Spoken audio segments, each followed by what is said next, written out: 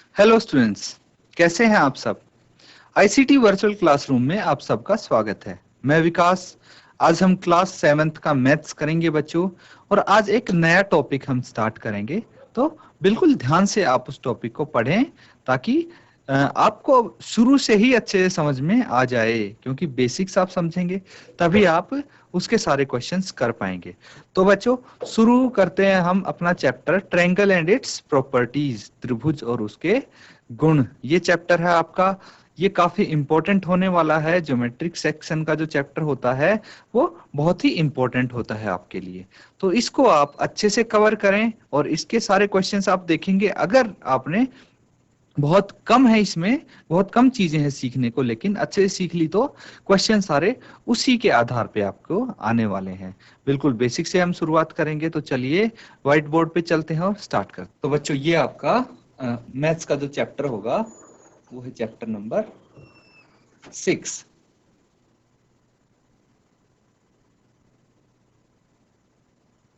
Triangle and its properties.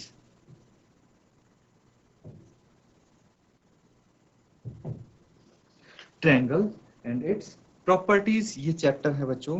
और इसको हिंदी में हम क्या बोल सकते हैं? त्रिभुज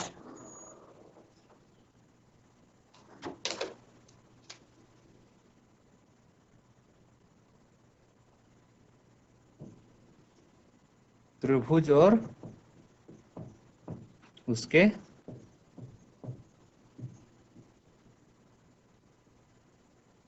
गुण। त्रिभुज और उसके गुण, ये चैप्टर है बच्चों। ये करने वाले हैं हम आज। तो इसको बिल्कुल ध्यान से पढ़ें। सबसे पहले आप मुझे ये बताएं कि त्रिभुज क्या होता है, ट्रायंगल क्या होता है। What is triangle? तो ट्रायंगल कुछ इस शेप का होता है, इस शेप का होता है ट्रायंगल, है ना। ऐसे भी बना सकते हैं ट्रायंगल को।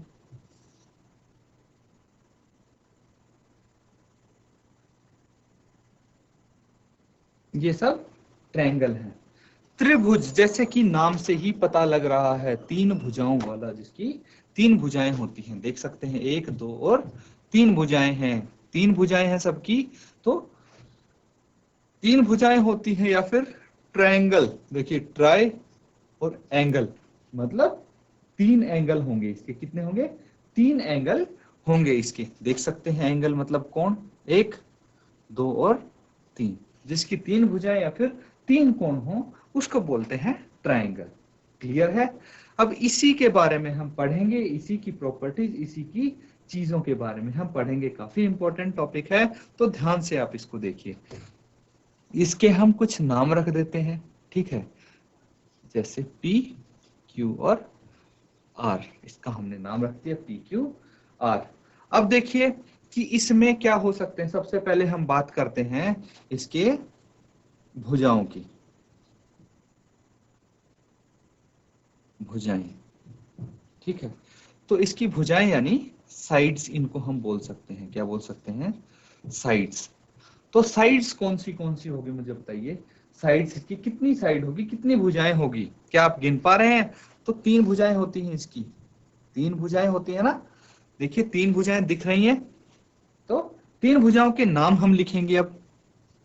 एक नाम हो गया पी क्यू, फिर क्यू आर, और तीसरी भुजा को आप आर पी लिख सकते हैं। ठीक है, ये तीन इसकी भुजाएं हो गई।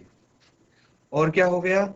और अब हम बात करते हैं इसके एंगल्स की, कोण की।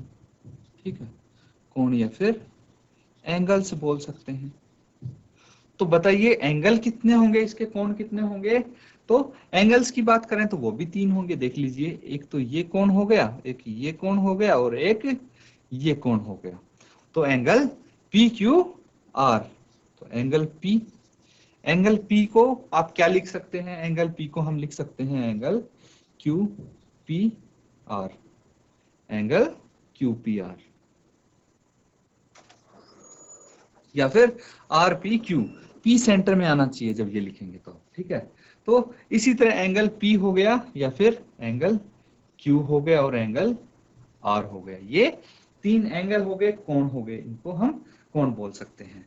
और क्या होता है इसमें, वर्टेक्स होते हैं बच्चों, वर्टेक्स यानी शीर्ष इसको हम बोलेंगे। इसके कितने शीर्ष होते हैं, देखिए वर्टेक्स या फिर शीर्ष क्या होते हैं, जो इनके ये जहां पे 2 लाइंस मीट करती हैं, मिलती हैं ट्रायंगल की, उनको हम बोलते हैं वर्टेक्स, शीर्ष। तो क्या हो गया, P, Q और R, 3 शीर्ष हो गए, यानी 3 ही कोण है इसके और 3 ही वर्टेक्स हैं। ठीक है, सब 3 है, इसीलिए इसको हम बोलते हैं ट्रायंगल, त्रिभुज। ठीक है, तो ये त्रिभुज हो गया, त्रिभुज। अब कितने प्रकार के त्रिभुज होते हैं वो हम सीखेंगे, और किस किस बेसिस पे इनको डिफरेंशिएट कर सकते हैं हम त्रिभुजों को, वो हम सीखने वाले हैं। इसको नोट डाउन कर लो, ये बिल्कुल बेसिक है इसके बारे में, इसको आप नोट डाउन कर लो। कोई डाउट हो अभी भी तो आप पूछ सकते हैं। तो बच्चों, अब हम जो एक त्रिभुज है इसको हम क्लासिफाई करने वाले हैं, इसका वर्गीकरण करने वाले हैं। क्या करने वाले हैं, क्लासिफिकेशन बोल सकते हैं, ठीक है, या फिर वर्गीकरण, इसको हम क्लासिफाई करेंगे। क्लासिफिकेशन या फिर वर्गीकरण इसका हम करेंगे, मतलब अलग अलग ये किस तरह से, मतलब किस किस कैटेगरी में ये आ सकता है। तो सबसे पहले हम देखते हैं एंगल्स के अकॉर्डिंग, ठीक है, जो कोण होते हैं एंगल्स होते हैं, ठीक है। तो एंगल्स के अकॉर्डिंग इनका वर्गीकरण कर सकते हैं। कैसे कर सकते हैं, देखिए त्रिभुज 3 तरह के होते हैं।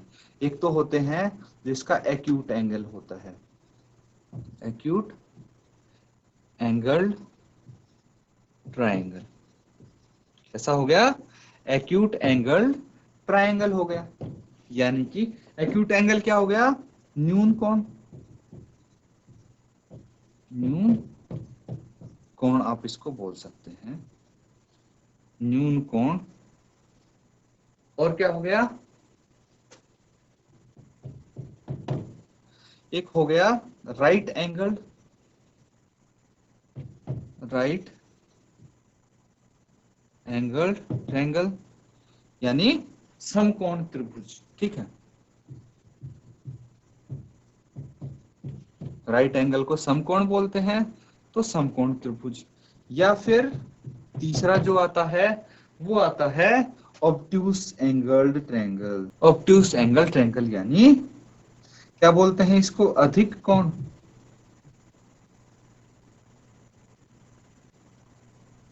अधिक कोण बोलते हैं। तो ये किस तरह से होते हैं, किस तरह से इनको क्लासिफाई करते हैं। तो देखिए न्यून कोण क्या होता है, पहले तो मुझे ये बताइए, यानी एक्यूट एंगल क्या होता है। एक्यूट एंगल वो होता है जो 90 डिग्री से कम हो, लेस देन 90 डिग्री क्या होगा, एक्यूट एंगल होगा। फिर दूसरा कौन सा, राइट एंगल। तो राइट एंगल यानी समकोण क्या होगा, जो 90 डिग्री के बराबर हो। और ऑब्ट्यूस एंगल यानी अधिक कोण कौन सा होगा, जो कि 90 डिग्री से बड़ा हो। ये चीज समझ में आ गई कि भाई एक्यूट, राइट और ऑब्ट्यूस एंगल कौन से होते हैं। तो एक्यूट एंगल्ड ट्रायंगल क्या होगा, जिसमें एक्यूट एंगल होंगे, न्यून कोण होंगे। जैसे कि हम देख सकते हैं, मैं एक्यूट एंगल अगर यहाँ पे बनाने की कोशिश करूं तो इस तरह से हम बना सकते हैं। इसमें ये सारे के सारे कोण क्या होंगे, एक्यूट होंगे। सारे के सारे कोण आप देख सकते हैं ये एक्यूट होंगे, 90 डिग्री से छोटे होंगे।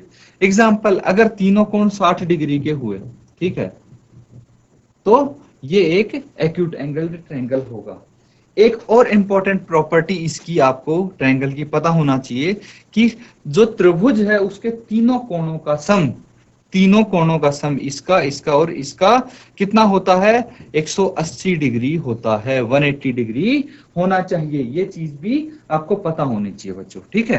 तो ये हमें पता लग गया कि भाई ये एक्यूट एंगल कब होता है, त्रिभुज जब उसके सभी एंगल्स क्या होते हैं, एक्यूट होते हैं। ये चीज आप समझ गए, एक्यूट एंगल ट्रायंगल। फिर उसके बाद हम राइट एंगल ट्रायंगल की बात करते हैं।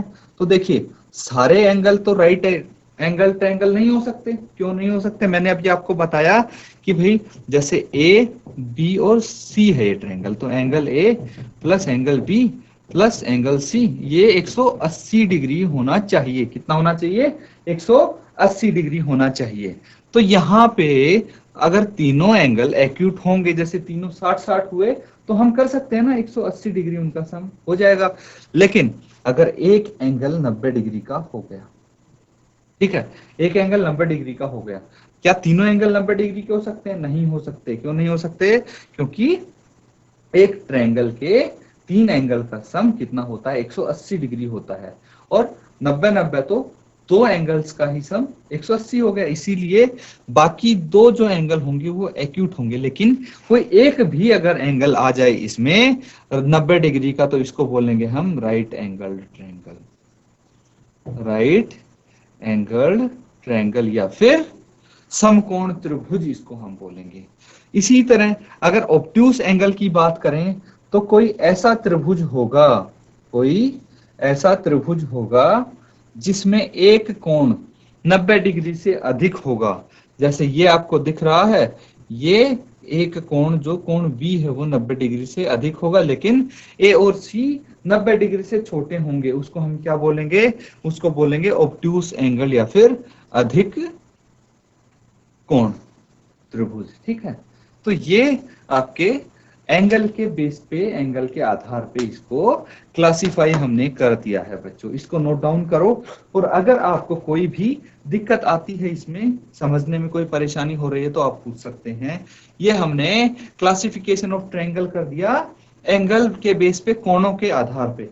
अगला हम करेंगे कि भाई जो एंगल का ट्रायंगल का क्लासिफिकेशन है, ट्रायंगल का वर्गीकरण है, वो हम करेंगे भुजाओं के आधार पे। पहले इसको आप अच्छे से सीख लें। तो कर लिया आप सबने? ये नोट डाउन कर लिया? किसी को कोई डाउट हो तो आप पूछ सकते हैं। इसमें सब समझ में आ गया है ये? अब नेक्स्ट इसका पार्ट करते हैं।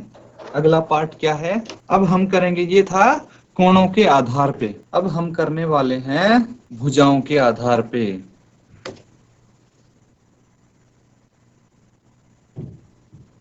बेस्ड ऑन साइड्स या फिर भुजाओं के आधार पर वर्गीकरण करेंगे इसका हम। तो भुजाओं के आधार पे हम क्या क्या इनको बोल सकते हैं? तो देखिए, सबसे पहले क्या होता है कि कोई त्रिभुज जिसकी तीनों भुजाएं अलग अलग माप की हों, उसको हम क्या बोलेंगे? उसको बोलेंगे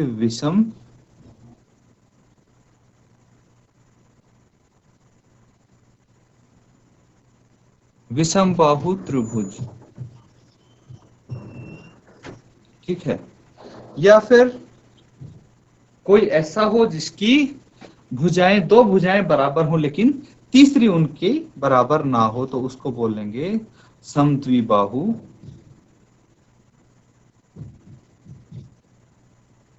त्रिभुज।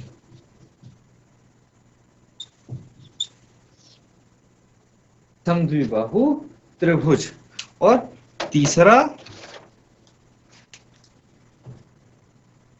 तीसरा जिसकी सभी भुजाएं बराबर हों, उसको बोलेंगे समबाहु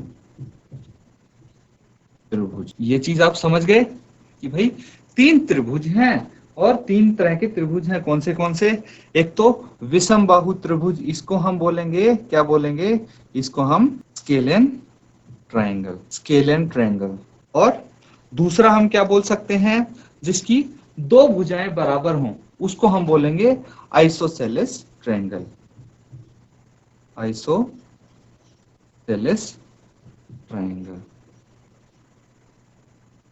और जिसकी तीनों भुजाएं बराबर हों, उसको हम क्या बोल सकते हैं? इक्विलेटरल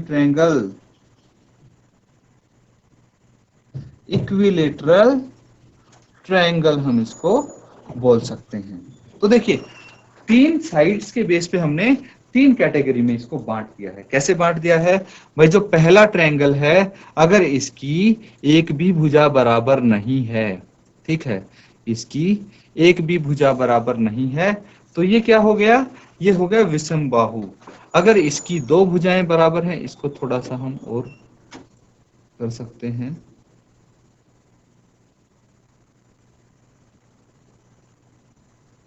अगर इसी की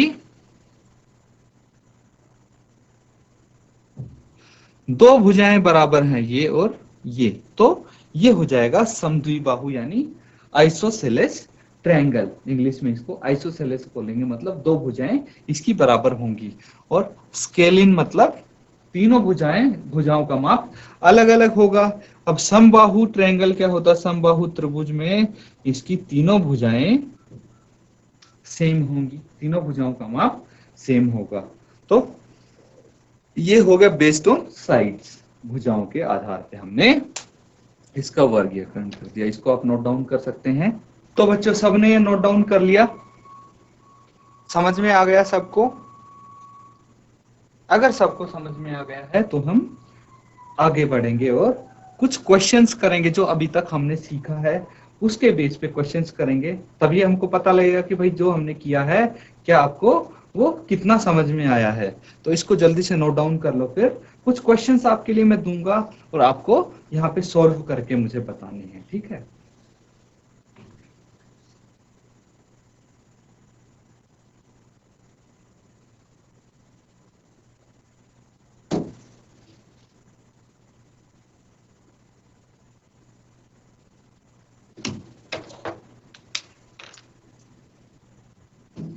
तो यहाँ पे क्वेश्चन 1 है आपके लिए, त्रिभुज ए बी सी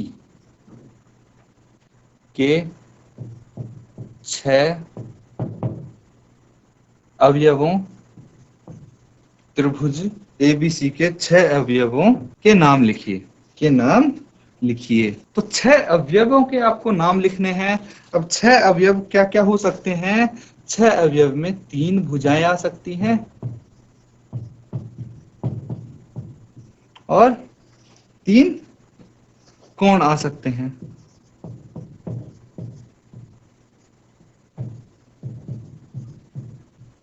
तो इनके नाम आपको लिखने हैं। देखिए त्रिभुज आपको दिया हुआ है एबीसी, क्या आप ड्रॉ कर सकते हैं त्रिभुज एबीसी? उसको ड्रॉ करके फिर इनके नाम बताइए कि भाई तीनों जो भुजाओं के नाम क्या होंगे। बिल्कुल सबसे पहले हमने किया था पी क्यू आर त्रिभुज में, हमने भुजाओं के नाम भी लिखे थे, कोण के नाम भी लिखे थे और शीर्ष के नाम भी लिखे थे। तो इनको आप एक बार इस क्वेश्चन को सॉल्व करके बताइए क्या आंसर आएगा। तो देखिए इसमें आप किस प्रकार से इसको कर सकते हैं। हम पहले एक त्रिभुज बनाते हैं, ठीक है? त्रिभुज किस तरह से बना सकते हैं? ये त्रिभुज हो गया, इसका नाम लिख देते हैं ए बी सी। अब अगर 3 भुजाओं की बात करें तो भुजाएं कैसे हो जाती हैं? ये भुजाएं, तो भुजाएं देखिए ए बी, एक भुजा ए बी हो गई, फिर बी सी हो गई और ए सी हो गई। ये 3 भुजाएं हो गई। इस तरह से आप लिख सकते हैं। अब 3 अवयव तो हो गए, 3 अवयव और लिखेंगे तो कौन लिख देंगे हम? कौन से हो गए? एंगल। सबसे पहले तो मैं लिख सकता हूं कि A B C, A B C. तो ये जो बी है मतलब बेसिकली इस एंगल का नाम लिखा हमने। और क्या लिख सकते हैं? बी सी ए, एंगल बी सी ए। जो एंगल हम लिख रहे हैं, जैसे यहाँ पे एंगल सी लिया है तो उसका नाम बीच में होना चाहिए, भी मैंने बताया था आपको।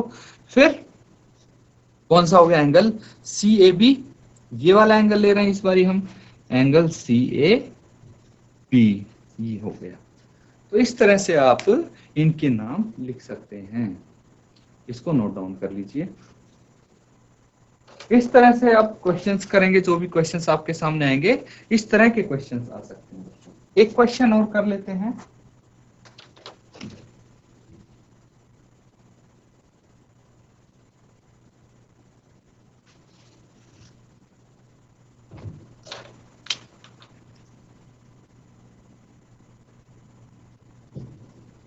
इसमें है, आपको लिखना है,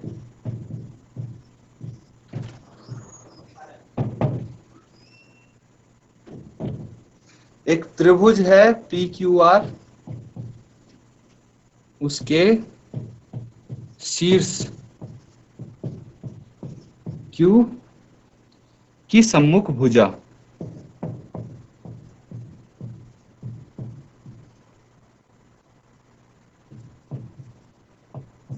जल्दी जल्दी आप इनके आंसर लिखते जाइए क्या होंगे। दूसरा है, इसमें त्रिभुज एल एम एन है, एल एम एन की भुजा एल एम का सम्मुख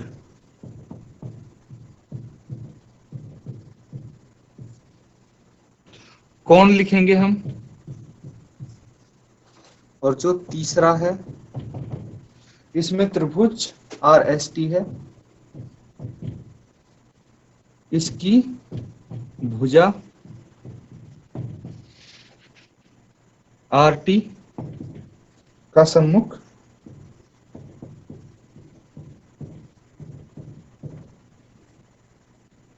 शीर्ष। तो पहले आप त्रिभुज बना लेंगे और उसके बाद देखेंगे कि भाई पूछा गया जैसे पी क्यू आर में क्यू के सम्मुख भुजा कौन सी होगी। इस तरह से इनको अप्रोच करेंगे बच्चों। तो जल्दी से इसको सॉल्व कीजिए। देखिए जैसे पहला क्वेश्चन अगर हम करते हैं तो त्रिभुज हम बना लेते हैं, क्या बना लेते हैं, त्रिभुज पी क्यू आर हम बना लेते हैं, ठीक है। और अब पूछा गया है कि भाई जो शीर्ष क्यू है, शीर्ष क्यू ये हो गया, शीर्ष क्यू के सम्मुख भुजा कौन सी हो गई। तो शीर्ष क्यू ये है तो इसके सम्मुख भुजा ये हो गई, इसको आप क्या बोलेंगे, पी आर। तो पी आर जो भुजा है वो शीर्ष क्यू के सम्मुख है। इसी तरह अगर दूसरे की बात करें तो त्रिभुज है ये एल एम और एन, एल एम और एन है। इसमें बोला है कि भाई भुजा जो एल एम है, एल एम की भुजा, एल एम एन की भुजा एल एम के सम्मुख जो कोण है। तो एल एम कौन सा होगा, पहले तो ये देखिए, भुजा एल एम ये हो गई, ये एल एम भुजा होगी तो इसके सम्मुख कोण तो ये होगा। इसको हम क्या बोल सकते हैं, एंगल एल एन एम, या फिर आप बोल सकते हैं कि एम एन एल। इसी तरह जो तीसरा क्वेश्चन है वो देखिए कि एंगल आर एस टी है, ट्रायंगल आर एस टी। तो इसमें बोला है कि भाई इसकी भुजा आर टी का सम्मुख शीर्ष। तो भुजा आर टी कौन सी हो गई, भुजा आर टी आपको दिख रही है, ये भुजा आर टी होगी और इसके सम्मुख शीर्ष हो गया एस। क्या हो गया, एस हो गया, ठीक है। ये एंगल एल एन एम हो गया। तो ये हैं बच्चों इनके आंसर्स। उम्मीद है आप सबको ये अच्छे से समझ में आएंगे। इसको नोट डाउन कर लीजिए आप। सबका नोट डाउन हो गया। तो बच्चों ये हमने कुछ क्वेश्चंस किए हैं, कुछ टॉपिक किए हैं आज। इसके बेस्ड पे जो क्वेश्चन किए हैं ये सब आप अच्छे से इनको नोट्स बना के लिखिए और घर पे जरूर इनको रिपीट कीजिए, एक बार दोबारा प्रैक्टिस कीजिए। इसी के साथ आज का सेशन खत्म करते हैं। Thank you and have a nice day.